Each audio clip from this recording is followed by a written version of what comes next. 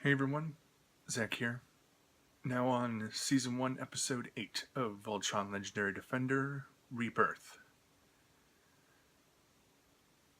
Continuing right where the last one left off, a new Robeast arrives on the Balmera's surface. And based on its own weaponry, the shield isn't enough. It has several energy blasts forming mainly from its chest, also from each of its sort of roaming eyes along its head, and even several in its arms. So they have to form a different plan to combat it. And an interesting note on this one, since I didn't describe Myzax very much. It was an interesting design, but this one is very unique. It essentially has the head of like a deep sea fish, like a lanternfish with the creepy teeth and stuff.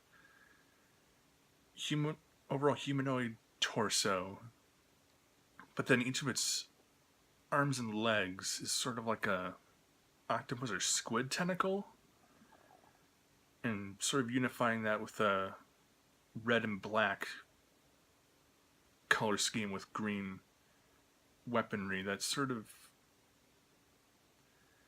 made for a very unusual and interesting design. But the way it moves, or near lack thereof, is actually kind of a little bit creepy. Nothing that's really going to affect me or even younger viewers necessarily, but it's interestingly like unsettling because it mostly hovers and just fires its weaponry. It barely moves its body around, so it sort of just looks like a ghost basically chasing after Voltron, firing at it constantly.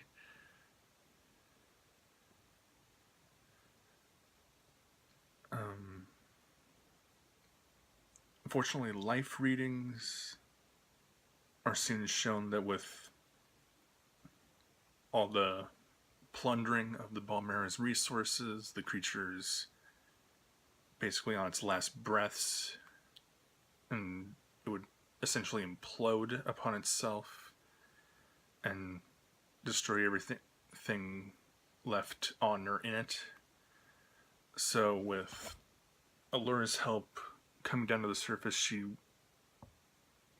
convinces the Balmerans to evacuate, try to continue the fight, or even stand as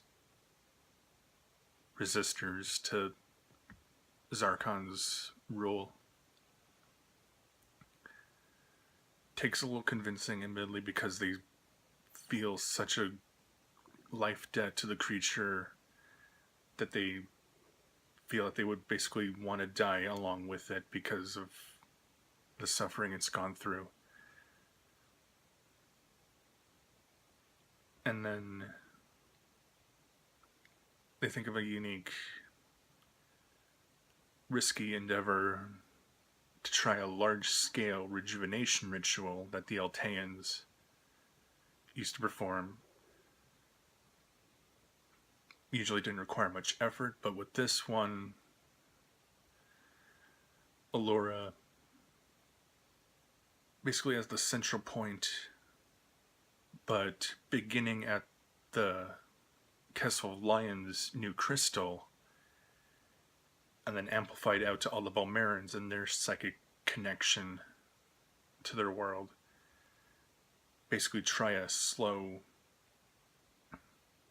transmission of quintessence back to it as the fight continues, to the point that for most of the episode, actually, the Voltron Lions are split up again. They have to just try to draw away the fire. They have to attempt to distract the Robeast for as long as possible.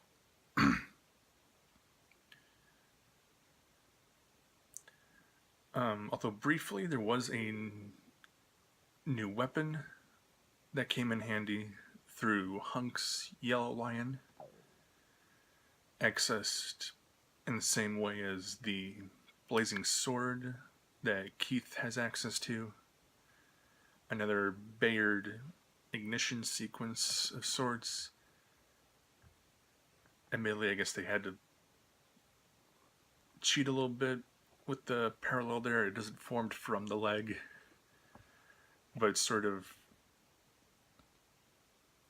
just phases into reality a shoulder slung cannon kind of thing.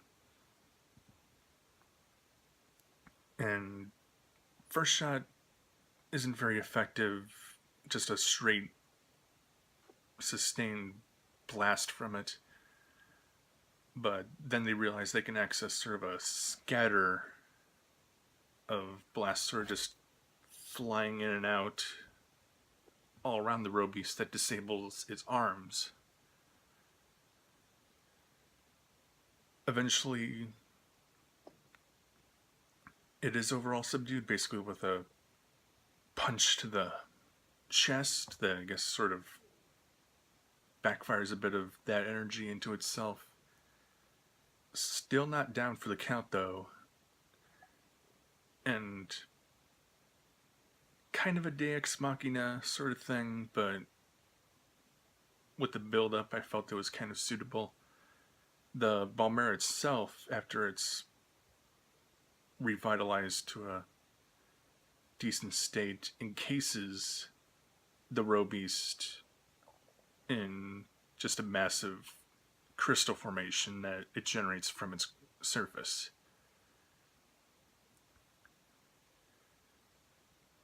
So, kind of an easy win, but it sort of took a lot of challenges to get to the easy win, so bounces out, I guess.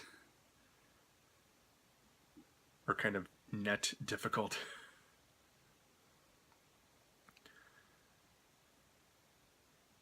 And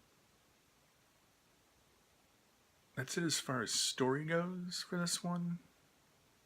The Balmerans, like Shay, having been trapped underground for so long, they get to see a sunrise, apparently for the first time in their lives, which is pretty profound. Do you want to kind of just sort out ideas with geography in the swords with the Balmera? It's essentially planet-sized, as Coran noted. It has a native population, the Balmerans. But I am kind of wondering about the distribution of the population and the fact that they hoped to evacuate the entire Balmera. If they're scattered in all corners of this thing, that would seem pretty much impossible to do in just a matter of hours in this countdown to the Balmera's death at the time. I'd like to think that, like, the Galra colonization efforts sort of resulted in just this one remaining area of the Balmera that was suitable for resources still. Whatever remaining percentage of the Balmerans was then transported there, however many thousands or something. They seem quite endangered. And then whatever good or bad fate that would befall them would sort of happen in that area where these last couple episodes have taken place. That's how I rationalize it anyway. Because to try to evacuate an entire planet of people just to one large spacecraft kind of stretches things right now, at least at this point.